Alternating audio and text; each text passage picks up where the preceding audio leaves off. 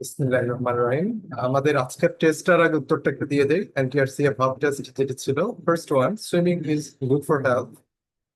সাবজেক্টের স্থানে সুইমিং বসছে, তাই না?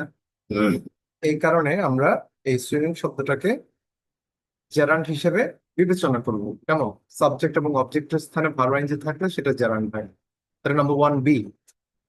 নাম্বার টু তে, he is fond of reading novels. এটা হচ্ছে আসলে একটা অ্যাপ্রোপ্রিয়েট প্রিপোজিশনের ফাংশন। অ্যাপ্রোপ্রিয়েট প্রিপোজিশনের ক্ষেত্রে আমরা সাধারণত নির্দিষ্ট যে ওয়ার্ড গুলো ব্যবহার করতে হয় সেগুলোই ব্যবহার করব। সো ফন্ডের সাথে অফ হয় আর কি। আর ফন্ড অফ মানে হচ্ছে ভালো লাগা, মানে তার নভেল পড়তে বা উপন্যাস পড়তে ভালো লাগে। তারপরে হচ্ছে চুজ দ্য কারেক্ট সেন্টেন্স। এখানে এনজয় যে ওয়ার্ডটা, এনজয় এর পরে মূলত ভার্ব আইনজি ইউজ করতে হয়, সে কারণে বি হবে।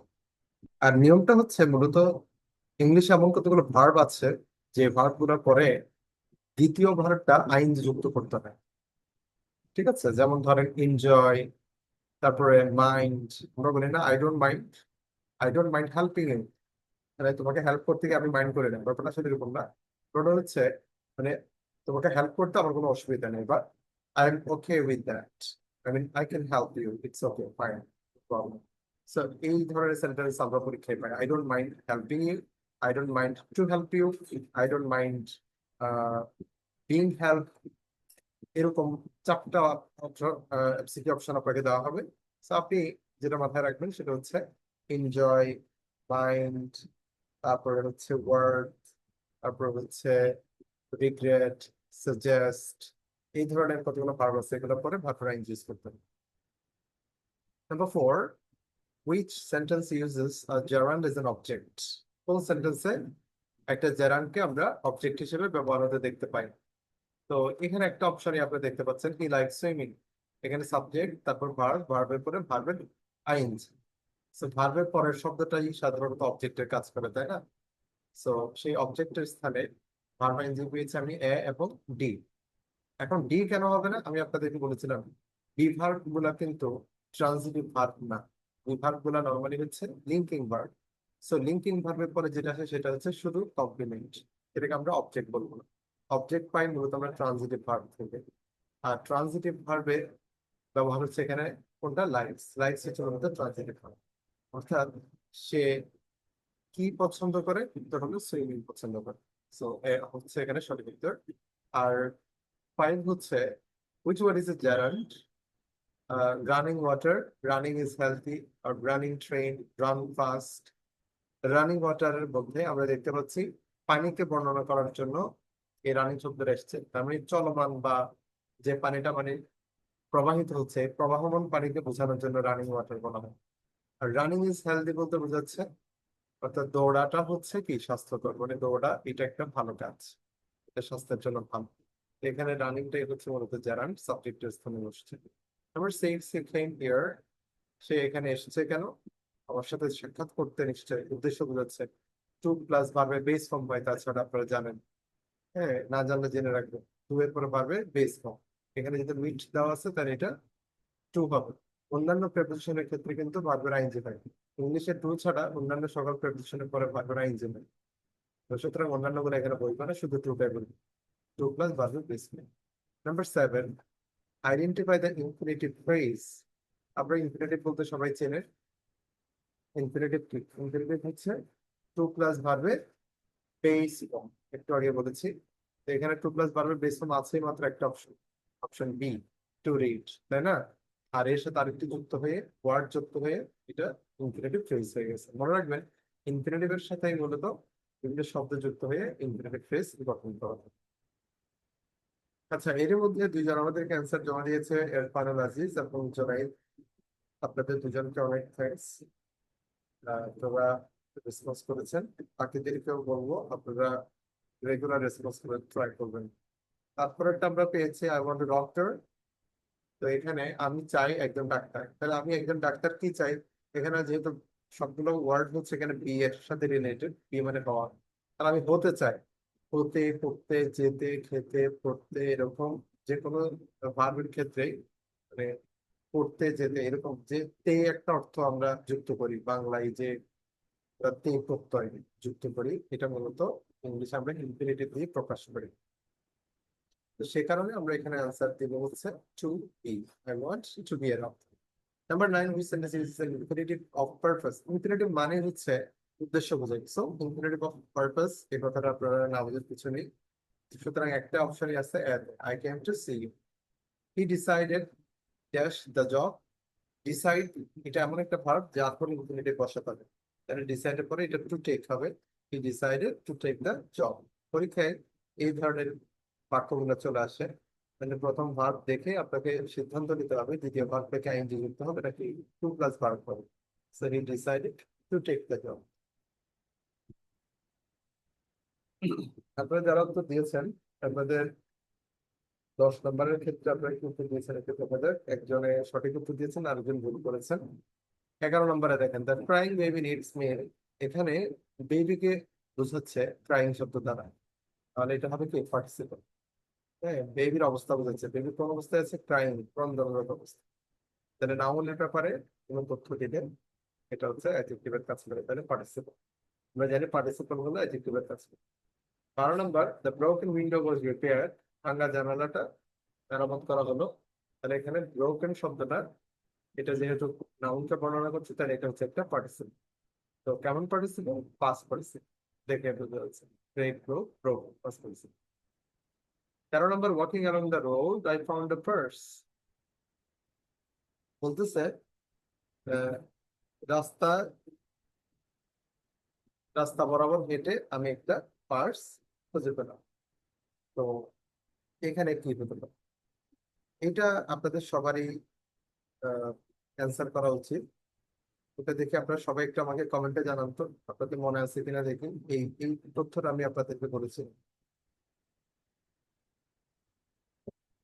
মনে আছে আপনাদের? এই তথ্যটা আমি আপনাদেরকে বলেছিলাম, এই ধরনের পারমাইন দিয়ে শুরু করে কোন তথ্য বর্ণনা করা হলে কি হতে পারে।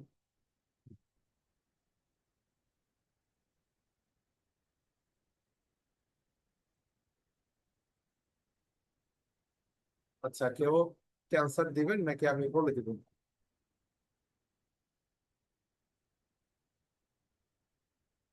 আচ্ছা, একজন মাত্র আনসার করেছেন, সেটা হচ্ছে ইরফানুল আজিজ। জেরান দিয়েছেন আপনি না? আচ্ছা, আর বাকি কেউ আনসার করেননি, ওকে।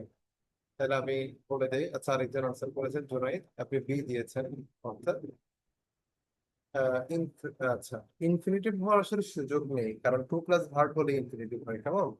তাহলে এখানে ওয়ার্কিং এটা হয় ভার্বের আইনজি হতে পারে অথবা পার্টিসিপল হতে পারে।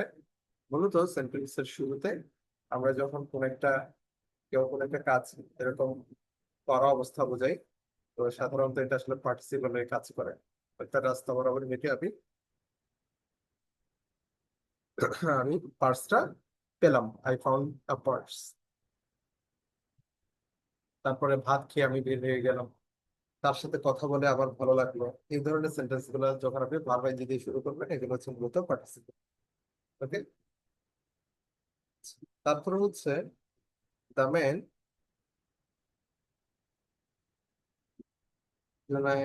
কি লিখেছেন? আচ্ছা, পার্টিসিপল বলতে চাইছেন না, ওকে, ভেরি গুড, পার্টিসিপল এখানে। আচ্ছা, তারপর দ্য ম্যান, লোকটি by the police is innocent.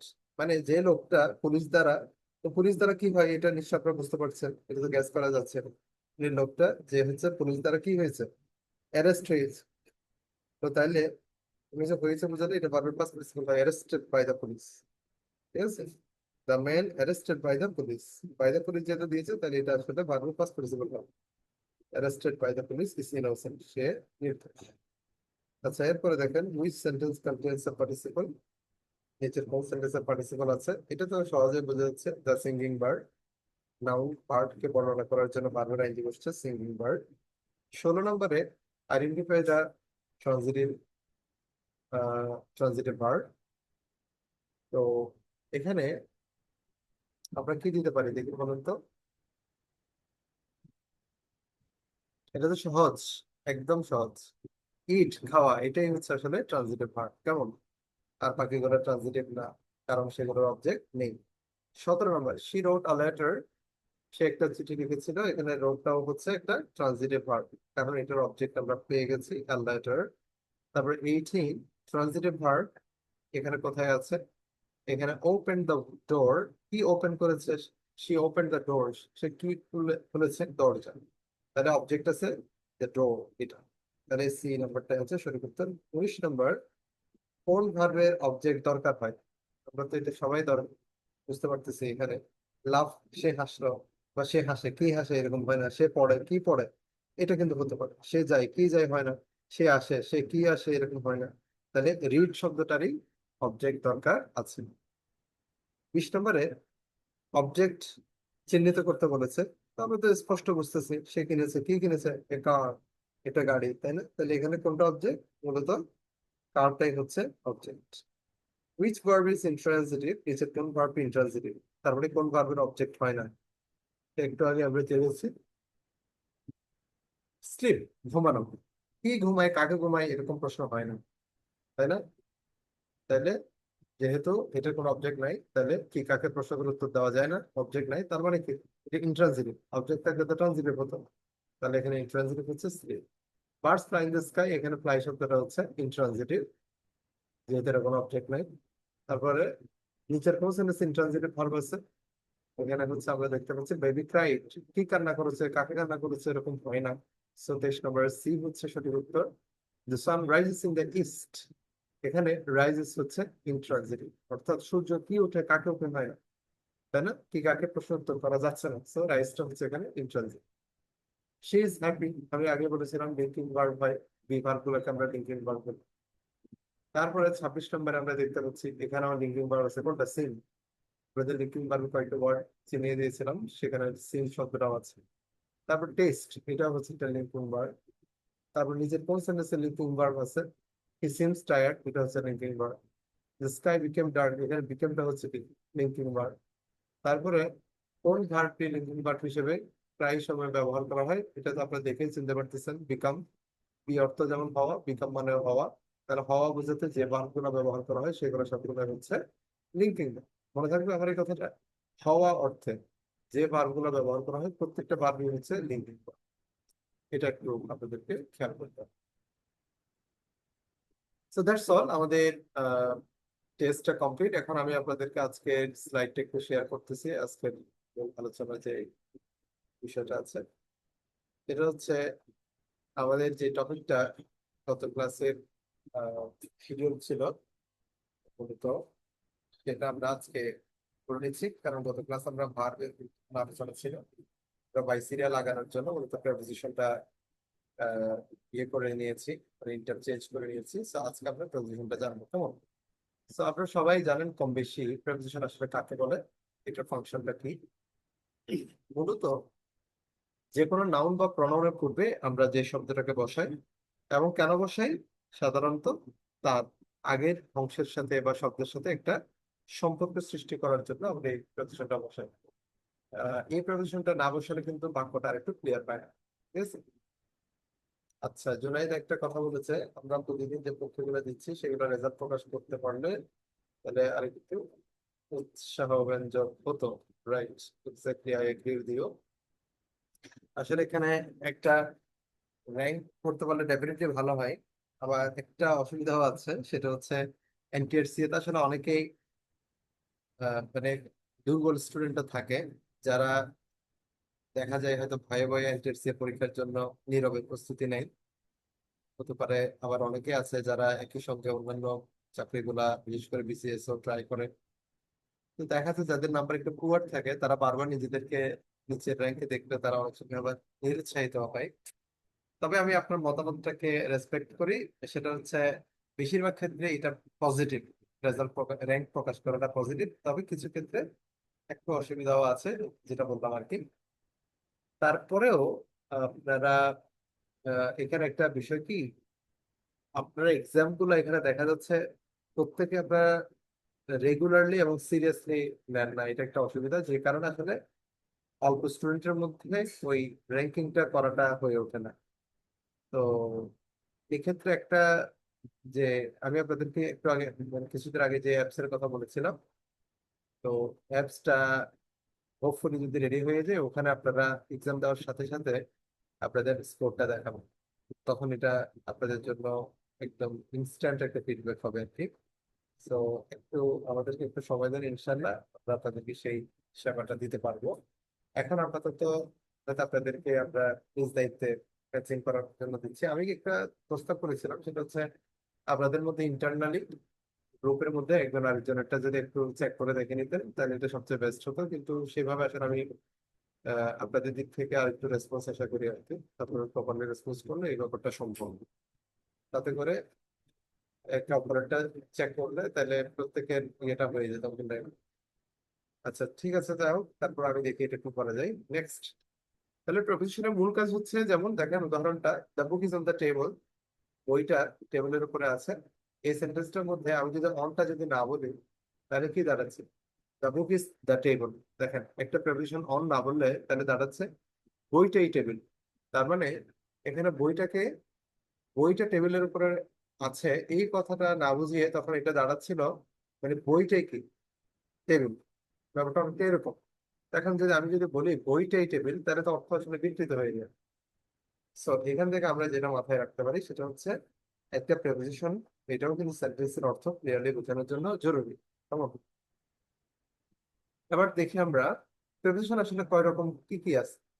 যদিও ইংলিশ আপনারা জানেন অনেক প্রেপোজিশন আছে, আমি স্যাম্পল হিসেবে কয়েকটা এখানে দিয়েছি। In, on, at, to, for, from, with, by, of, about, under, over, between, among, through, এই ধরনের অনেকগুলো ওয়ার্ড আছে। আমরা এখন এগুলো প্র্যাকটিক্যাল ব্যবহারে যাব। তার আগে একটা ছোট্ট প্র্যাকটিস এখানে দেওয়া আছে। আপনারা চাইলে আমার ক্লাস চলাকালে যখনই আপনার কোয়েশ্চেন দেখেন, এক্সারসাইজ প্রশ্ন দেখেন, সাথে সাথে কমেন্ট আপনারা চাইলে জানিয়ে দিতে পারেন। এটা কিন্তু আপনাদের জন্য খুবই একটা ইন্সপায়ারিং ব্যাপার হবে যদি আপনি ইনস্ট্যান্টলি আনসার করতে পারেন। তো তাহলে আপনারা বলতে পারেন নাম্বার ওয়ান কি হতে পারে, নাম্বার টু কি হতে পারে, নাম্বার থ্রি কি হতে পারে। আমি একটা একটা করে আপনাদেরকে বলে দিই, আমি বলতে বলতে যদি আপনি অ্যান্সার করে বলতে পারেন তাহলে সেটা ভালো। প্রথম বিষয়টা হচ্ছে he is afraid dash dogs. সাধারণত কোনো কিছুতে ভয় পেলে আমরা আফ্রেড শব্দটা ইউজ করি, এবং সেক্ষেত্রে এই আফ্রেড এর সাথে প্রেপোজিশন হিসেবে অফ বসে। এটা হচ্ছে আফ্রেড এর ব্যবহার। Are the cat is the table, এখানে যদি ক্যাটটা যদি টেবিলের উপরে বসে থাকে তাহলে আমি অন দ্য টেবিল বলতে পারি। আর যদি নিচে বসে থাকে তাহলে আমরা বলতে পারি under the table. She came, সে এসেছে। To school early, she came to school early, সে স্কুলে এসেছে, একটু আগে ভাগে এসেছে।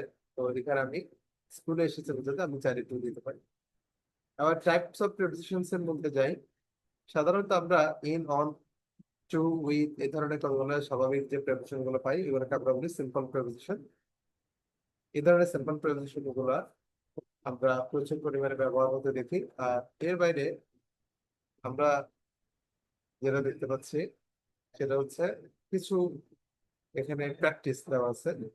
যেমন the meeting is on Monday, the meeting is on Monday.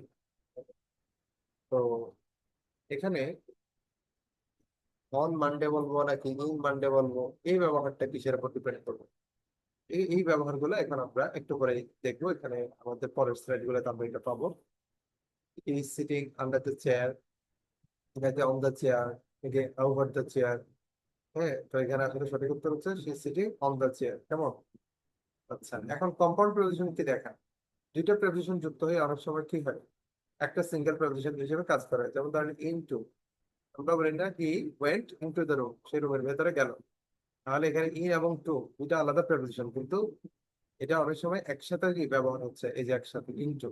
তাহলে on to, up on, within, without, inside, outside, এরকম অনেকগুলো কম্পাউন্ড প্রেপোজিশন আমরা ব্যবহার করতে দেখি। তো কম্পাউন্ড প্রেপোজিশন হচ্ছে কি মূলত এরকম, অর্থাৎ দুইটা প্রেপোজিশন যখন যুক্ত হয়ে যায় তখন এটাকে আমরা কম্পাউন্ড প্রেপোজিশন বলবো। এরপরে হলো ফ্রেজ প্রেপোজিশনস। সেখানে আমরা কি কি পাচ্ছি, সেখানে হচ্ছে কিছু শব্দ আছে, যে শব্দগুলো এগুলা ব্যবহারগত দিক থেকে অরিজিনালি দুই তিনটা ওয়ার্ড সহ বা প্রেপোজিশন সহ এগুলা প্রচলিত ইংরেজি ভাষায়। যেমন according to, in spite of, because of, in front of, in addition to, এই সমস্ত ফ্রেজ গুলো হচ্ছে মোটামুটি আহ মানে ফ্রেজ আকারে এই প্রেপোজিশন গুলো ব্যবহার করা হয়, তাই এগুলো আলাদা করে এভাবেই শিখতে হবে।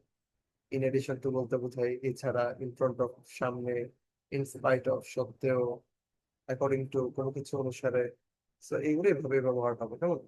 এগুলো কি আমরা ফ্রেজ প্রেপোজিশনস বলতে পারি, অথবা এগুলোকে আমরা বলতে পারি প্রেপোজিশনাল ফ্রেজ। তাহলে আমরা এভাবে এগুলোকে বলতে পারি। এখানে এরকম কিছু প্র্যাকটিস দেওয়া আছে, যেমন the weather they continue the match.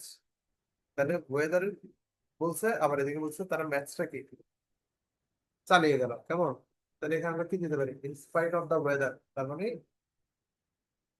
এখানে বোঝাচ্ছে আবহাওয়া সত্ত্বেও, তার মানে আবহাওয়া খারাপ হওয়া সত্ত্বেও, ঠিক আছে।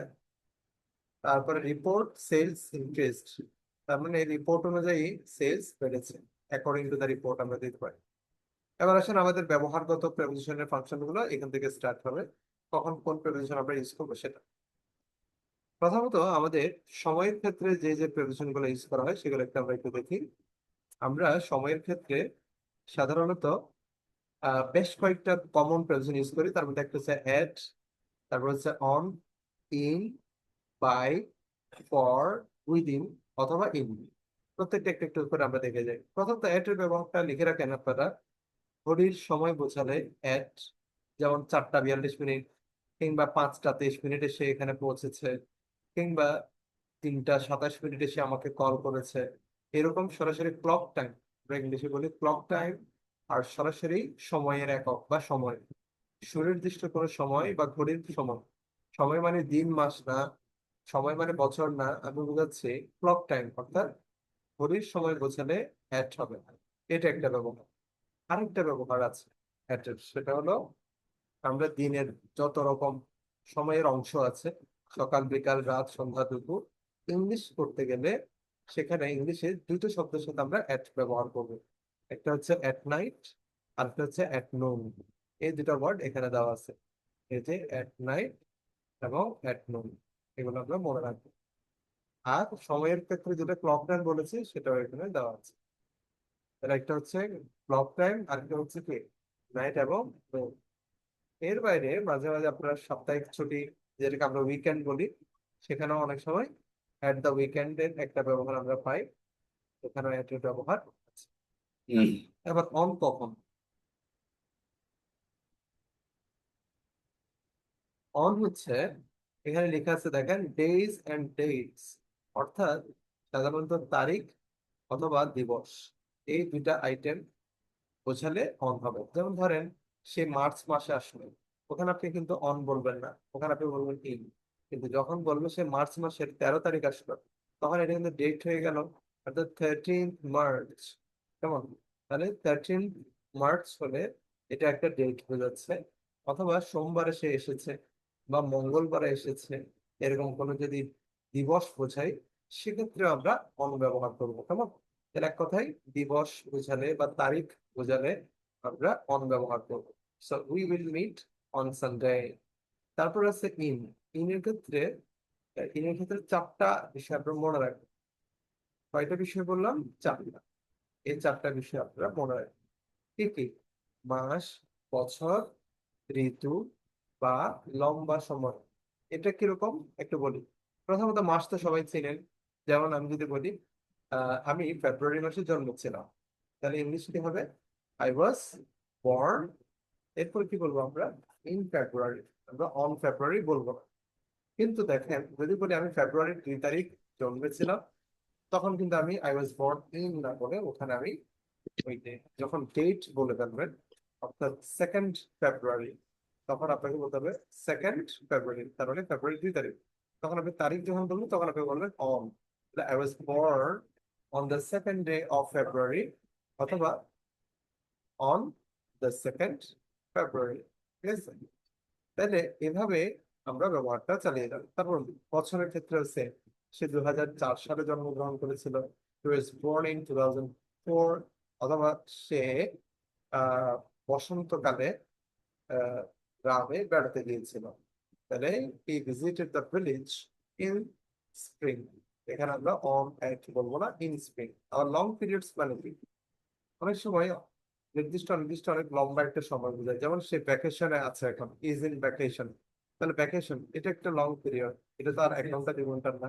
হ্যাঁ, সাধারণত কয়েকদিনের হয়ে থাকে বা আরো বেশ কয়েকদিন হতে হতে পারে।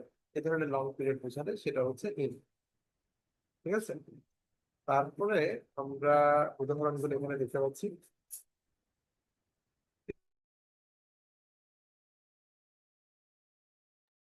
ওকে, সো এখানে আবার প্র্যাকটিসটা তো সবাই পারবেন তাই না? শি ওয়াজ বর্ন কি হবে, দ্য এক্সাম ইজ মানডে কি হবে, I will call you 5 p.m. কি হবে, এটা তো সবাই পারবেন তাই না? আপনারা কি টেস্ট করে দেখবেন এটা? না সবাই পারবেন? কোয়েশ্চেন গুলো প্র্যাকটিস করতে চাইলে আপনারা উত্তরটা লিখে পাঠিয়ে দিতে পারেন। 1 2 3 উত্তরগুলো। আচ্ছা, একজন উত্তর দিয়েছেন, ফার্নাল আজিজ। প্রথমটা ইন দিয়েছেন, পরেরটা অন, এরপরেরটা এট। Very good. হ্যাঁ, আচ্ছা, মর্নিং এর ব্যাপারটা একটু ক্লিয়ার করতাম না। ওকে, আচ্ছা, ওকে, আচ্ছা, জনাই, থ্যাংক ইউ। আচ্ছা, মর্নিং এর ব্যাপারটা তাহলে আমি আপনাদেরকে এভাবে বলি, সেটা হচ্ছে এই ইন এর ক্ষেত্রে মান্থ, ইয়ার, সিজন, লং পিরিয়ডস বলছে। এই লং পিরিয়ডস বলতে এই মর্নিংটা বোঝাতে পারে। তারপর আমি ব্র্যাকেটে দিয়ে দিচ্ছি কোন কোন শব্দের সাথে ইন বসে। দিনের দিনের ভাগগুলোর মধ্যে মর্নিং এর ক্ষেত্রে ইন বসে, মনে রাখবেন। আফটারনুনের ক্ষেত্রে ইন বসে, ইভিনিং এর ক্ষেত্রে ইন বসে, এটা মনে রাখবেন।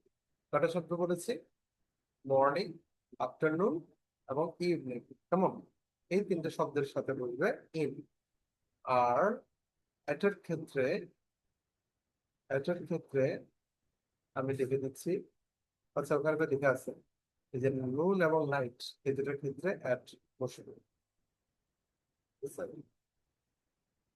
ওকে, তাহলে মনে থাকবে সবার। আচ্ছা, আরেকটা ছোট্ট তথ্য আপনাদেরকে দেই, কেমন? যেহেতু সময়ের ব্যাপার তো, সময়ের ব্যাপারে আমি আরেকটা তথ্য আপনাদেরকে দিলে মনে হয় আপনাদের আপনাদের একটু ভালো হয়। এটা হচ্ছে, আমরা অনেক সময় অন টাইম বলি না, যেমন he came here just on time. আবার অনেক সময় বলি he came here just in time. এই ইন টাইম কথাটা এটা আসলে কি, এটা একটু আমি আপনাদেরকে বলে দিই। মনে রাখবেন, অন টাইম মানে হলো, ধরেন আপনার মিটিংটা 9টায়, আপনি বরাবর 9টায় এসেছেন, দেরি করেন না কিন্তু, এটা কিন্তু ঠিক টাইমে এসেছেন, এটা হচ্ছে অন টাইম। আর ধরেন আপনার মিটিংটা 9টায়, আপনি এসেছেন 8টা 50 মিনিটে, এটাও কি নির্দিষ্ট সময়ে না, বরং নির্দিষ্ট সময়ের আগেই চলে এসেছেন। এটা হচ্ছে মূলত ইন টাইম। কেমন? তাহলে অন টাইম এবং ইন টাইম এটা মনে থাকবে আপনাদের। আর কতগুলো ফ্রেজ আছে, ফ্রেজ গুলো কি জানেন? ফ্রেজ গুলো হচ্ছে ওই যে আমরা বলি না, at the, for example, at a time, হ্যাঁ, তারপরে ইন নো টাইম। এই ধরনের কতগুলো ফ্রেজ দেখবেন, এই ফ্রেজ গুলো কি আপনারা আসলে শিখেন? এগুলো যদি শিখেন আপনি ইংলিশে কিন্তু খুব দ্রুত উন্নতি করতে পারবেন। যত এরকম phrase, extra phrase, extra word জানবেন, মনে রাখবেন, তত ইংলিশটা আপনার কাছে খুব মধুর লাগবে, আনন্দ পাবেন আপনি শিখে। কিন্তু আপনি যখন এগুলো কম জানবেন, তখন আসলে আপনার যে কোনো সেন্টেন্স, যে কোনো একটা ইংলিশ কিছু পড়লেই আপনি অনেক কিছুই বুঝবেন না। তো তখন আপনার নিজেরও খুব অসহায় লাগে। এই জন্য চেষ্টা করবেন প্রত্যেকদিন এরকম 5 10টা ওয়ার্ড, ফ্রেজ, ইডিয়মস, প্রেপোজিশনের ফাংশন, সিনোনিম, অ্যান্টোনিম, এগুলো প্রতিদিন অল্প অল্প করে শিখে নিতে চেষ্টা করবেন। ওকে, সো এই দুটার অর্থ কে বলতে পারবেন দেখে বলেন তো? এট এ টাইম এবং ইন নো টাইম, কেউ বলতে পারেন? আপনার না জানলে আমি বলে দিতে পারি। ধরেন কেউ কোনো একটা কাজ, মানে 2 3টা কাজ একসাথে সে করতে চাচ্ছে, তো এই একসাথে একই সময়ে বোঝাতে এট এ টাইম হয়। ঠিক আছে, তো আমরা বলতে পারি don't involve your self in many jobs at a time. মানে তুমি একসাথে অনেক কাজে নিজেকে ইনভলভ করো না, এটা হচ্ছে এট এ টাইম। মানে all together, we can say in at a time মানে একসাথে। ঠিক আছে, মানে অল টুগেদার। আর ইন নো টাইম বলতে কি বোঝাচ্ছে এখানে? নো টাইম মানে টাইম নাই বোঝাচ্ছে? নো, এটা হচ্ছে একটা ইডিয়মস এর মতো। এটার অর্থ হলো মূলত শীঘ্রই, সুন। কেউ যদি বলে যে আমি শীঘ্রই তোমার সাথে সাক্ষাৎ করব, I will meet you soon, এই সুন না বলে একজন ব্রিটিশ বা আমেরিকান আপনাকে বলতে পারে যে তারা অফিসিয়ালি সাধারণত এই ফ্রেজটা বেশি ব্যবহার করে। আপনি দেখবেন যারা নেটিভ স্পিকার তারা কিন্তু ইম্পর্টেন্ট কথাটা বলে। আপনারা যদি ইংলিশ মুভি দেখেন দেখবেন এই ফ্রেজটা আপনার চোখে পড়বে। ওরা বললে oh ya wait there, I am coming in no time, এর মানে হলো আমি শীঘ্রই আসতেছি। কেমন? সে আপনাকে হয়তো আই এম কামিং সুন এভাবে নাও বলতে পারে। কেমন? আই হোপ আপনারা বুঝতে পেরেছেন এই দুটো ফ্রেজ, তাই না? তাহলে আগায় সামনে দিকে। কেমন? একটু আপনারা কাইন্ডলি রেসপন্স করে বুঝছেন বা না বুঝছেন। Prepositions of place. এখন কিছু প্রেপোজিশন আমরা জানবো যেগুলো হচ্ছে আহ, স্থানের সাথে ব্যবহৃত হয়। স্থানের সাথে কিভাবে হয় সেটা জানার জন্য আমি আপনাদেরকে কয়েকটা রুলস বলবো। যেমন প্রথমত আমরা মনে করি কোনো কিছু ভেতরে বোঝালে ইউ হয়, আবার কোনো কিছু আহ উপরে বোঝালে অন হয়, কোনো কিছুর বাইরে বোঝালে আউট হয়। কিন্তু এর বাইরেও আমাদের কিছু বিষয় জানার আছে। কোন জিনিসের ভেতরে বোঝালে ইন হয় এটা আপনাকে বুঝতে হবে। যেমন the keys are in the bag, চাবিগুলো ব্যাগের ভেতরে আছে। এটা আপনারা বুঝতেছেন, এটা আপনারা দেখতেছেন এখানে স্ক্রিনে লেখা আছে। একটু স্ক্রিনের সামনে নিয়ে আসি। হ্যাঁ, তাহলে এখানে ইন বোঝাচ্ছে। তারপর আপনি রুমের ভেতরে আছেন, so I am in the room, এরকম আমরা ব্যবহার করি। তাহলে যে কোনো কিছুর ভেতরে বোঝালে এটা হচ্ছে ইন। কিন্তু বাজারের গাইড বইগুলোতে, বাংলাদেশের যতগুলো গাইড বই আছে, চাকরি বলেন অথবা এমনিতে একাডেমিক 6, 7, 8, 9, 10 ইন্টারমিডিয়েটের বই বলেন, ম্যাক্সিমাম বইগুলোতে একটা ভুল করে তারা। সেটা হচ্ছে কখন অ্যাট কখন ইন এটা বোঝাতে গিয়ে তার একটা রুলস লিখে যে ছোট স্থানের পূর্বে অ্যাট বসাতে হয়, বড় স্থানের পূর্বে ইন। এই রুলটা কি আপনার কেউ শুনছেন কিনা আমি জানি না। যদি শুনে থাকেন তাহলে এটা একটু কাইন্ডলি কারেকশন করে নেবেন। দেখেন, সবসময় যে আসলে ছোট স্থানের পূর্বে অ্যাট হয়, বড় স্থানের পূর্বে ইন হয়, এই ব্যাপারটা কিন্তু সত্য না। যেমন আপনি একটা ছোট স্তরের পূর্বতে কিন্তু ব্যবহার করতে পারেন। এই যে আপনি একটা রুমের ভেতরে আছেন, তো রুমের ভেতরে এটাও তো আপনি বলতে পারেন ইন দ্য রুম, তাই না?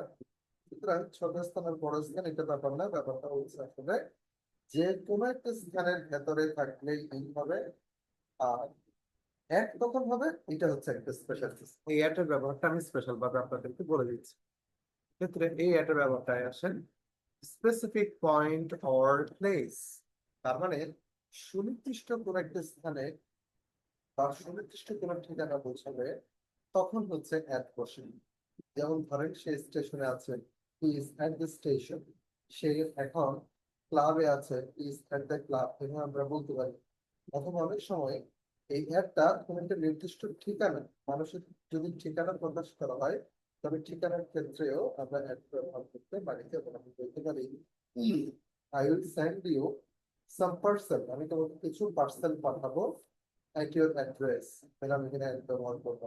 অথবা অ্যাড্রেসটা সরাসরি দেওয়া থাকতে পারে at 33/6, হ্যাঁ, 33/6 ABC রোড, সিলেট বা ঢাকা, এরকম একটা ধরনের ব্যবহার দেওয়া হয়। তাহলে এই যে নির্দিষ্ট একটা ঠিকানা বলা হলো, এই ধরনের নির্দিষ্ট ঠিকানার ক্ষেত্রে আমরা এক ব্যবহার করব। আর এর বাইরে যে কোনো পয়েন্ট, মানে যে কোনো একটা স্থানের মধ্যে কতগুলো পয়েন্ট বোঝায় না, যেমন ধরেন এই যে শাপলা চত্বর, কিংবা আমরা যদি বলি sorry, যেমন, রমনার গেইটে তুমি আসো, কিন্তু তাহলে আমি যে বললাম রমনার গেইটে, এই যে একটা নির্দিষ্ট একটা স্থান, হ্যাঁ, এই ধরনের যেমন পিএসসি তে আসো, এই যে এক পিএসসি, মানে যে ওয়ার্ডটা দ্বারা একটা নির্দিষ্ট একটা পয়েন্ট বোঝাবে, স্থানের একটা সুনির্দিষ্ট একটা স্থানের বর্ণনা দেয়, এই ধরনের ক্ষেত্রে আমরা এক ব্যবহার করতে পারি। এরপর আমরা পাচ্ছি অন। অন তো অলরেডি বলেছি যে কোনো স্থানের উপরে। তবে একটা কথা বলি, অন, ই এবং অ্যাবাভ, ওভার, এই সবগুলোর মানে হচ্ছে আসলে আমরা উপরে বোঝাই আর কি। তো এখানে আমরা একটা বিষয় আমাদেরকে কেয়ারফুল থাকতে হবে। মানে উপরে বোঝাতে আসলে অনও হয়, আবার ওভারও হয়, আবার অ্যাবাভও হয়। এটা নিয়ে আবার অনেকের কনফিউশন থাকে। এই কনফিউশনটা আমি একটু, আচ্ছা একটা প্রশ্ন আসছে, যদি কোনো মার্কেট থাকলে, আচ্ছা মার্কেটের ক্ষেত্রেও সেম থিং। আপনি যদি মনে করেন কোন একটা নিউ মার্কেটের নির্দিষ্ট একটা স্থানে আপনি দাঁড়িয়েছেন, বা নিউ মার্কেটের সামনে আপনি দাঁড়িয়েছেন, আপনি বিরুদ্ধে বলতে পারেন একটা নিউ মার্কেট। মানে এক কথায় অ্যাড্রেস বা ঠিকানা বোঝালে, সুনির্দিষ্ট স্থান এর পয়েন্ট বোঝালে অ্যাড্রেস। তবে যদি আপনি লিঙ্ক করেন যে আপনি মার্কেটের ভেতরেই এখন থাকছেন, ঘোরাঘুরি করছেন, মানে এখানের ভিতরেই হচ্ছে আপনি কর্মকাণ্ড করছেন, তখন আপনি এখানে ইন ব্যবহার করতে পারেন। মানে কোনো একটা কিছুর ভেতরে বোঝালে ইন হয়, সেই দিক থেকে আপনি তখন ইন বলতে পারেন। কিন্তু নর্মালি ঠিকানা হিসেবে কোথায় আছো তুমি, এখানে আমি এখানে নিউ মার্কেটে আছি, সো এখানে একটু ঠিকানা বোঝাতে আপনি চাইলে দ্য মার্কেট এভাবে আপনি বলতে পারেন। আর আচ্ছা, যেটা বলছিলাম, তাহলে অন, ওভার এবং অ্যাবভের পার্থক্য হলো যে কোনো কিছু উপরে যদি লাগানো অবস্থায় থাকে, মানে সংশ্লিষ্ট বা সংস্পর্শ অবস্থায় থাকে, তখন এটা হচ্ছে অন। যেমন একটা বোতল টেবিলের উপরে আছে, তাহলে এই বোতলটাকে টেবিলের উপর থেকে যদি আপনি উপরে উঠাই দিয়ে তারপর যদি ধরেন সিলিং এর উপরে একটা বোতল ধরেন দুধ দিচ্ছেন, হ্যাঁ, তখন আপনি অন বলবেন। কিন্তু বোতলটা যখন টেবিলের উপরে আহ দাঁড়িয়ে আছে, টেবিলের উপরে রাখা হয়েছে, টেবিলের উপরে স্পর্শ অবস্থায় আছে, তখন আপনি বলবেন অন। আর উপরে যদি থাকে, যেটা কানেক্টেড না, সংযুক্ত না, যেটা স্পর্শ হচ্ছে না, হ্যাঁ, তো এই ধরনের উপরের ক্ষেত্রে দুইটা ওয়ার্ড ইউজ হতে পারে, ওভার এবং অ্যাবাভ। কিভাবে বুঝবেন? চলমান সাধারণত আর কি, সাধারণত চলমান বোঝালে তখন আমরা ওভার ব্যবহার করি, আর চলমান না হলে আমরা অ্যাবাভ ব্যবহার করি। এই হচ্ছে অন, ওভার এবং অ্যাবাভের ফাংশন। তারপরে অ্যাড গেল।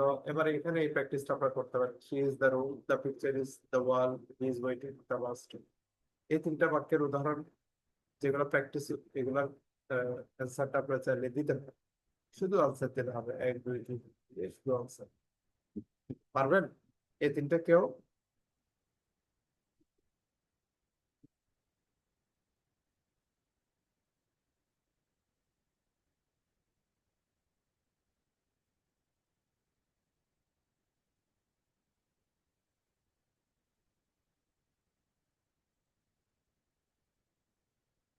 আচ্ছা, কারো যদি এর কোনো উত্তর নেই তাহলে আমি বলে দিচ্ছি। তাহলে সে রুমের ভেতরে বোঝালে she is in the room, the picture is against the wall, ওয়ালের সাথে লাগানো অবস্থায় এরকম ঘুরেছে থাকলে সাধারণত এগুলো আমরা এগেনস্ট দ্য ওয়াল বলি, অথবা অন দ্য ওয়াল আমরা বলতে পারি। আর he is waiting at the bus stop, এভাবে বাস স্টপ। এবার এই ব্যবহারটা একটু দেখেন তো সবাই। preposition of plus object, এখানে আমরা দেখতে পাচ্ছি a preposition must be followed by a noun, pronoun or gerund ব্র্যাকেটে ing। এখানে আমরা দেখতে পাচ্ছি আহ এখানে কারেক্ট সেন্টেন্স দেওয়া আছে আর ইনকারেক্ট দেওয়া আছে। এই ব্যবহারটা আসলে আপনারা কি দেখতে পাচ্ছেন একটু লক্ষ্য করেন। একটাতে পারবেন যে, একটাতে পারবে বেস ফর্ম, সেই অনুযায়ী আপনারা এই প্র্যাকটিসটা একটা আনসার করেন সবাই।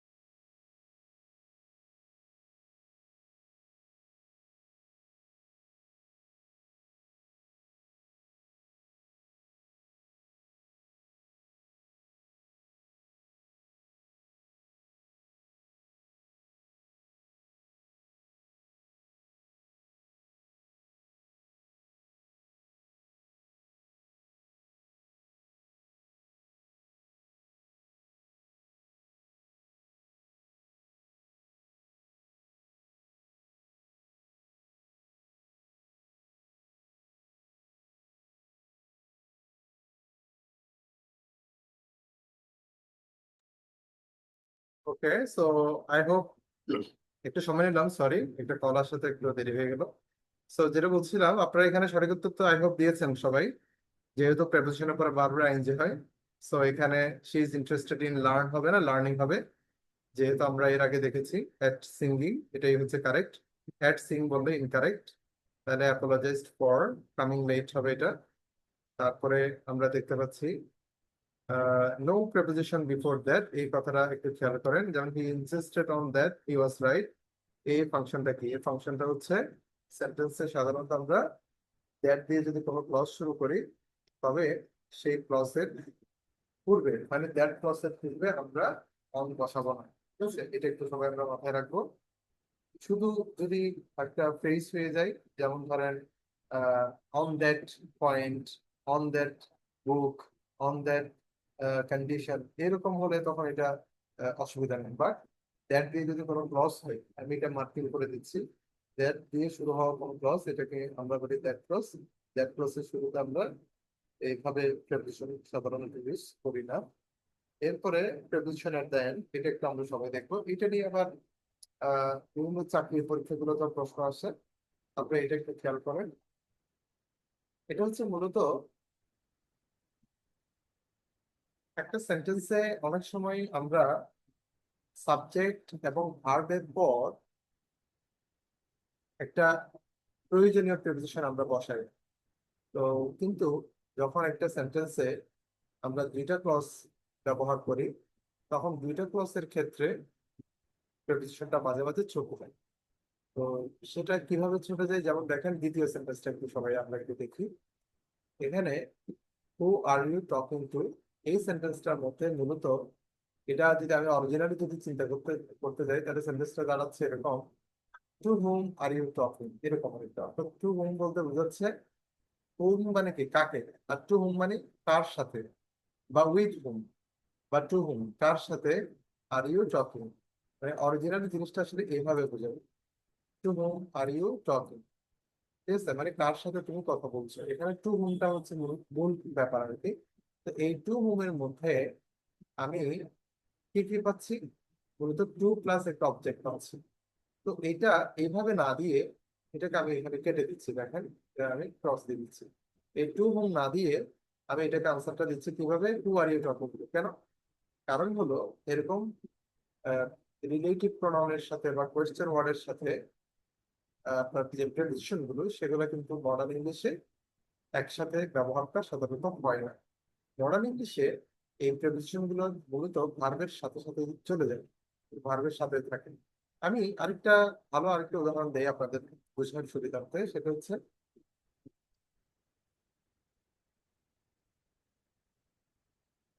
সেন্টেন্সটা হলো, this is the man who I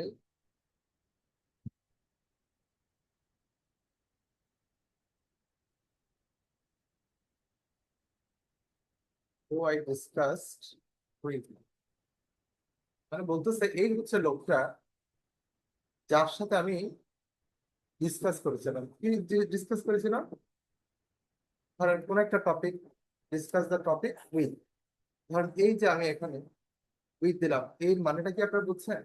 originally আসলে এই সেন্টেন্সটা কিন্তু আমরা যদি বোঝার সুবিধার্থে যদি একটু ধরে নেই, তাহলে এটাকে আমরা এইভাবে করতে পারি। এটা মূলত সেন্টেন্সটা অরিজিনালি দাঁড়াচ্ছে, this is the man with hmm. With হুম মানে বোঝাচ্ছে কি, যার সাথে আই ডিসকাস দ্য টপিক, যার সাথে আমি টপিকটা ডিসকাস করেছিলাম। এটা যদি আমি সহজ করে যদি বাক্যটাকে যদি আমি লিখতে যাই, তাহলে আমি এইভাবে লিখতে পারি, this is the man with হুম, যার সাথে আই ডিসকাসড দ্য টপিক, ওই টপিকটা ডিসকাস করেছিলাম। কিন্তু সেন্টেন্সটা এইভাবে না লিখে মডার্ন ইংলিশে এই উইথটা যেটা প্রেডিকশন, সেটা ওই যে একেবারেই ভার্বের পরে চলে যাবে, আর যে রিলেটিভ প্রনাউন সেটা তার জায়গায় রয়ে যাবে। এবং রিলেটিভ প্রনাউনটা সাধারণত সাবজেক্ট প্রনাউন দিয়ে, মানে হু, হুম না দিয়ে হু দিয়ে ব্যবহারটা মডার্ন ইংলিশে বেশি প্রচলিত। যে কারণে this is the man who I discussed the topic with, এটাই হচ্ছে সবচেয়ে কি গ্রহণযোগ্য আনসার বর্তমানে। সো এইরকম কিছু ব্যবহার আছে যেগুলো আমাদের একটু খেয়াল করতে হবে। একইভাবে প্রথম উদাহরণটা, this is the house I live in, এখানে এই ঘরটাতে আমি বাস করি। তাহলে এই ইন কথাটা আসলে বোঝাচ্ছে কোথায়, ইন দ্য হাউস, তাই না? তার মানে I live in the house, ব্যাপারটা হচ্ছে এরকম। কিন্তু দ্য হাউস যখন আগে চলে আসছে, তো সেক্ষেত্রে আমি ইনটাকে তাইলে কি এখানে দিয়ে দেবো, is the house in, this is in the house, no. এক্ষেত্রে এই ইন যেটা প্রেপোজিশন, সেটা আমি যে ভার্বের সাথে ব্যবহার করা হয় সে ভার্বের পর পর আমি রেখে দিব। তাহলে this is the house I live in. ঠিক আছে, এক কথাই হলো প্রিপোজিশন এরকম শেষে যে ব্যবহার হয় এই ব্যাপারটা আমাদের একটু বুঝতে হবে। তারপরে এই যে এখানে যেমন বলছে, to whom were you talking, তার সাথে তুমি কথা বলছিলে। রিরাইট, এটাকে যদি আমরা যদি আহ, আরেকটু বেটার বা উপায়ে যদি আমরা যদি লিখতে যাই, তাহলে এটা কি হবে? এটা তখন হবে একটু আগে যেটা বলেছিলাম, who were you talking to, এভাবেই করতে হবে। এরপর হচ্ছে অ্যাপ্রোপ্রিয়েট প্রিপোজিশন, সবচেয়ে গুরুত্বপূর্ণ যে ফাংশন আমাদের প্রিপোজিশনের ক্লাসে, সেটা হচ্ছে যে প্রিপোজিশন গুলা আপনাদেরকে মুখস্থ করতে হবে, এছাড়া কোনো উপায় নেই, অনেস্টলি বলতে গেলে কোনো উপায় নেই। কারণ পরীক্ষায় প্রিপোজিশনের যা প্রশ্ন আসে, আমি এতক্ষণ যা আলোচনা করেছি এগুলো কিছু বেসিক আলোচনা, কিন্তু পরীক্ষার ম্যাক্সিমাম প্রশ্ন আসবে আপনাদের এই অ্যাপ্রোপ্রিয়েট প্রিপোজিশনের এই তালিকা থাকে। কারণ আপনারা যদি আমার এই সেটের তালিকাগুলো মুখস্থ করে ফেলতে পারেন, তাহলে অন্তত আমি বলতে পারি কিছু আপনার কমন পাবেন ইনশাল্লাহ, খুব আশা করা যায়। আর যদি আপনি এগুলো মুখস্থ করতে না পারেন, তাহলে শুধু গ্রামাটিক্যাল ব্যবহার দিয়ে প্রিপারেশন সলভ করতে পারবেন। আর আরেকটা কথা বলতে, বাংলাদেশে যত রকম চাকরির পরীক্ষা আছে, সব চাকরির পরীক্ষায় প্রিপারেশনের প্রশ্ন কিন্তু আপনার কমন হতে পারে। অন্য টপিক আপনি পান বা না পান, কিন্তু প্রিপারেশনের একটা আইটেম রাইট ফ্রম ভার্বস এবং প্রিপোজিশন, এই জিনিসগুলো কিন্তু আপনার থাকবে থাকে। সো এই জিনিসগুলোতে একেবারে সহজে এগুলা আপনার চেষ্টা করবেন, কোনো যেন এগুলোতে নেই ফাঁকি দেওয়া না হয়, এগুলো যেন সিনসিয়ার আপনারা কমপ্লিট করতে পারেন, একটু খেয়াল রাখবেন। যেমন দেখেন, তাহলে ফন্ড অফ, অ্যাফ্রেড অফ, এখানে অনেক ধরনের ব্যবহার আছে, এগুলোর প্রত্যেকটা আলাদা আলাদা করে মুখস্থ করে শিখবেন পাঠ্য উদাহরণ সহ। আর এগুলোর বিস্তারিত তালিকা, যা প্র্যাকটিস গুলো কিভাবে আসে সেটা এখানে আছে। Is proud of his success, ইন্টারেস্টের পর আমরা ইন বসাই, তাই না? তো এভাবে আমরা আপনার যখন মুখস্থ করবেন সেগুলো প্র্যাকটিস করে আপনারা নিজেদের একটু যাচাই করে দেখবেন। আর এরপরে অ্যাপ্রোপ্রিয়েট পজিশনের তালিকাটা আমরা আরেকটু পরে আপনাদেরকে দেখাবো। আরেকটু পরে একটা তালিকা দেওয়া আছে। এরপরে দেখেন, গ্রুপ ওয়ার্ক জিনিসটাও আমাদের পরীক্ষার জন্য খুবই গুরুত্বপূর্ণ। এখন অনেকে চেনেন না গ্রুপ ওয়ার্কটা আসলে কি। গ্রুপ ওয়ার্ক হচ্ছে মূলত একটা ভার্বের সাথে বিভিন্ন প্রেপোজিশন যুক্ত হয়ে বিভিন্ন অর্থ ধারণ করা, এগুলোকে আমরা বলি গ্রুপ ওয়ার্ক। যেমন ধরেন, depend on, believe in, suffer from, এখানে কি হচ্ছে? এখানে কিন্তু গ্রুপ ভার্বসে এখানে যদি এক একটা ভার্ব আপনারা দেখতে পাচ্ছেন, কিন্তু আপনি যদি প্র্যাকটিক্যালি যদি গ্রুপ ভার্ব দেখেন, তাহলে আমি আপনাদেরকে কয়েকটা আইটেম একটু দেখাবো, যেটা একটু আমরা দেখে নিতে পারেন। যেন এখানে আমি একটা লিস্ট করছিলাম, লিস্ট এখানে আছে কিনা, এই যে পাওয়া গেছে। এগুলো হচ্ছে মূলত গ্রুপ ভার্ব, এগুলোকে আপনি গ্রুপ ভার্বও বলতে পারেন বা ফ্রেজাল ভার্বও বলতে পারেন। মূলত এই গ্রুপ ভার্বগুলোর কথা বলতেছিলাম, এই গ্রুপ ভার্বস। এই গ্রুপ ভার্বের ফাংশন হচ্ছে কি জানেন? এগুলো হচ্ছে, মানে আপনি একটা ভাব যখন পাবেন, সেই ভাব দিয়ে বিভিন্ন প্রেডিকশন যুক্ত হয়ে বিভিন্ন অর্থ ধারণ করে। যেমন দেখেন, আমরা জানি গেট আপ মানে ঘুম থেকে ওঠা, তাহলে এটা একটা ফ্রেজাল ভার্ব। আবার গেট অ্যালং, ভালোভাবে মিশে চলা, মানে কোনো ব্যক্তির সাথে আমরা যখন ভালোভাবে একটু মিশে যাই, তখন এটাকে বলে গেট অ্যালং। তাই না? আমরা অনেক সময় বলি আসলে আমি তার সাথে মিশতে পারি না বা তার সাথে আমার যায় না, তখন এটাকে বলে I don't get along well with him. তারপরে আমরা পাচ্ছি গেট অ্যাওয়ে, পালিয়ে যাওয়া। গেট ব্যাক, ফিরে আসা। গেট বাই, কোনো রকমে চলা। তো গেট ওভার, কাটিয়ে ওঠা। যেমন অসুস্থতা কাটিয়ে ওঠা, কোনো একটা চ্যালেঞ্জ কাটিয়ে ওঠা, কোনো একটা বাধা কাটিয়ে ওঠা, এই ধরনের গেট ওভার ইউজ করাটা এই ধরনের ক্ষেত্রে।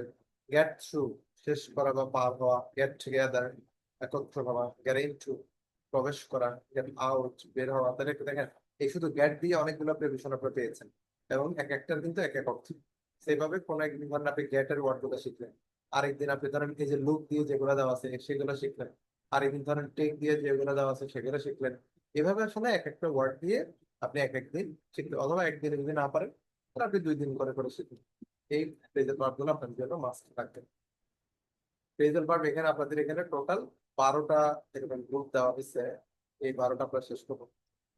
যাও, এবার আসেন ফ্রেজাল ভার্বের পরে আর কয়েকটা আইটেম ছিল আপনাদের জন্য, সেই আইটেম গুলো একটু দেখাই, ক্লাসটা এরপর আমরা শেষ করবো। তারপর হচ্ছে এই যে গ্রুপ ভার্ব গেল, ফ্রেজাল ভার্ব গেল, তাহলে ফ্রেজাল ভার্ব নিয়েও আলাপ হলো। কমন প্রেপোজিশনাল অ্যারাউন্ড, কিছু কিছু প্রেপোজিশনের কিছু কমন গুলো আছে, সেগুলো একটু আমরা দেখে নিই। নর্মালি আমরা ডিসকাসের পরে কখন একটা গ্রুপ করি, সেটা হচ্ছে অ্যাবাউট। আমরা বলি কি, যে we are discussing about the problem, আমরা সমস্যাটির ব্যাপারে আলাপ করছি, ঠিক আছে, বা আলোচনা করছি। তো আজকে থেকে মনে রাখবেন, ভার্ব হিসেবে যদি কখনো ডিসকাস ব্যবহার করেন, তখন ডিসকাসের পর অ্যাবাউট দেওয়া যাবে না, ডিসকাসের পরে সরাসরি অবজেক্ট দিতে হবে, তাহলে ডিসকাস দ্য ইস্যু, ঠিক আছে। আর এখানে একটা নোট আপনাদেরকে দেই, সেটা হচ্ছে, কিন্তু যদি আপনি যদি ডিসকাশন ওয়ার্ডটা ইউজ করেন, ডিসকাশন, এই ডিসকাশন শব্দটা কিন্তু আপনার, এটা কি, এটা একটা নাউন না? তো সেক্ষেত্রে কিন্তু আবার রুলটা ভিন্ন। ডিসকাশনের পর আপনি প্রেপোজিশন ইউজ করতে পারবেন। ডিসকাশনের পরে আপনি ধরেন অন, অথবা ধরেন অ্যাবাউট, এগুলো চাইলে আপনি ইউজ করতে পারবেন। এই যে ডিসকাস না দিয়ে যদি ডিসকাশন দেন, তখন কিন্তু আপনি তার সাথে কি প্রেপোজিশন ইউজ করতে পারবেন, কিন্তু ডিসকাস ভার্ব হিসেবে দেওয়ার পর তারপরে অ্যাবাউট দেওয়া যাবে। একইভাবে রুমে প্রবেশ করা বোঝাতে এন্টার ইনটু, এটা কিন্তু দেওয়া যাবে, এটা কিন্তু ভুল। শুধু এন্টার দ্য রুম বলবো, যেমন সেই রুমে প্রবেশ করলো, হি এন্টার দ্য রুম, ওখানে ইনটু দেওয়ার দরকার নেই। কিন্তু একটা পয়েন্ট আছে, সে পয়েন্টটা কি, সেটা হচ্ছে একটু বলি। এটা হচ্ছে এন্টার দ্য রুম না দিয়ে আপনি যদি বলেন এন্টার দ্য এগ্রিমেন্ট। এগ্রিমেন্ট মানে কি বলেন তো? এগ্রিমেন্ট মানে চুক্তি, কোন একটা চুক্তিতে প্রবেশ করা, তার মানে কোন একটা চুক্তিতে উপনীত হওয়া, কারোর সঙ্গে চুক্তিবদ্ধ হওয়া, এরকম যদি আপনি বোঝান, তাহলে এরকম চুক্তিতে আবদ্ধ হওয়ার ক্ষেত্রে, চুক্তিতে জয়েন করা, চুক্তিতে প্রবেশ করা, এরকম বোঝালে এন্টার ইনটু হতে পারে। কিন্তু রুমে প্রবেশ করার ক্ষেত্রে ইনটু দেওয়া যাবে না, এটা কোনো একটা। তারপরে রিটার্ন ব্যাক হোম, এটাও দেওয়া যাবে না, কারণ রিটার্ন মানে ফিরে আসা, তাহলে ওখানে আর ব্যাক শব্দটা দেওয়ার দরকার নেই, শুধু রিটার্ন করে দিবে। আর আরেকটা জিনিস আপনাদেরকে আমি শেখাই, সেটা হচ্ছে, আপনারা অনেক সময় খুব কমন একটা ওয়ার্ড, এই যে রিটায়ার, এটার সাথে আপনারা বলে ফেলেন যে আমি আমার চাকরি থেকে, বা সে তার চাকরি থেকে রিটায়ার করলো, কেমন? তাহলে রিটায়ার ফ্রম দা জব, এটা আপনারা অনেকে বলেন, রাইট? আজকে থেকে মনে রাখবেন, এটা বলা যাবে না, কেমন? এটা বললে কি হবে, ভুল হবে। রিটায়ার ফ্রম দা জব বলবেন না, আপনি বলবেন, স্যার রিটায়ার করলাম, আমি ওটা তো ভুল লিখেছি, রিজাইন করলাম, রিজাইন ফ্রম দা জব, হ্যাঁ। আপনি এটা তাহলে কি বলবেন বলুন তো? রিজাইন, রিজাইন দা জব, কি বলবেন বলেন? রিজাইন দা জব, আপনার রিজাইন ফ্রম বলা যাবে না, ঠিক আছে? তো তাহলে আনসার হবে resign the job, resign from the job বলা যাবে না। আপনারা সবাই একটু দেখে নেন, এগুলো সব ঠিক আছে কিনা, বুঝছেন কিনা? দেখেন।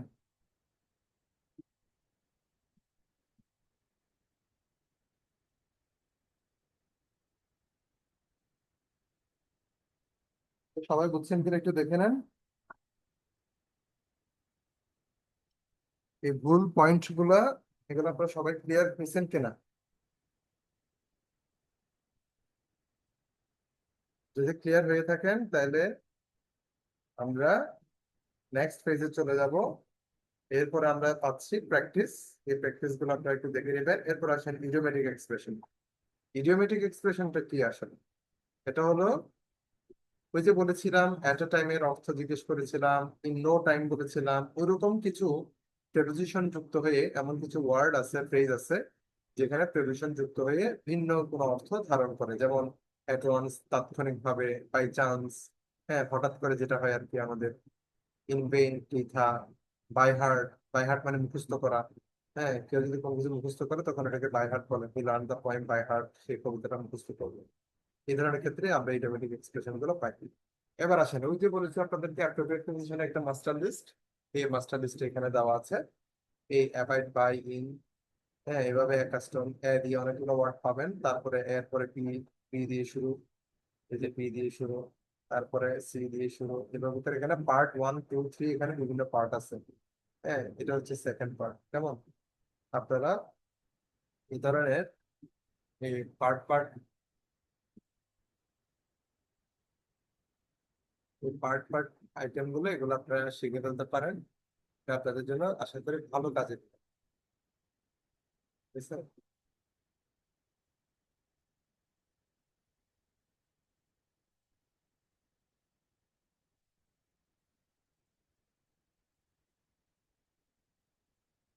তারপরে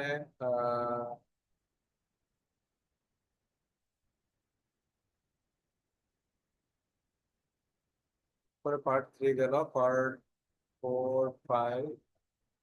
এগুলো তাহলে আপনার শিটটা পেয়ে গেলে সবাই এখান থেকে শিখে নিতে পারবো। আর কিছু এক্সাম স্ট্র্যাটেজি হিসাবে কিছু অ্যাডজেক্টিভের সাথে প্রিপারেশন, কিছু ভার্বের সাথে প্রিপারেশন, নাউনের সাথে কিভাবে বসে সেভাবে আপনারা চাইলে এটা একটা ইয়ে করতে পারেন। নিজেদের মধ্যে এটা একটা সিস্টেম, শর্টকাটে নিজেরা মুখস্থ ভালো শেখার জন্য আর কি নিজেদের মতো করে এটা রেডি করতে পারেন। So I hope that's all.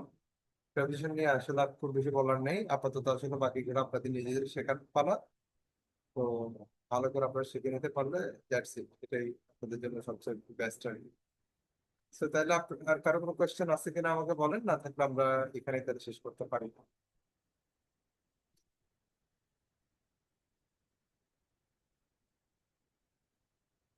ওকে, তাহলে কারো যদি কোনো কোয়েশ্চেন নাই তাহলে এতটুকুতেই শেষ করতে পারি। আগামী ক্লাস ইনশাল্লাহ আমাদের নির্ধারিত পরের টপিকের উপর হবে। আর কালকে সম্ভবত আপনাদের বাংলা ক্লাস। সো বাংলা প্রস্তুতি আপনারা ভালোভাবে নিয়ে ক্লাস টেস্টটা অংশগ্রহণ করবেন। আল্লাহ হাফেজ তাহলে।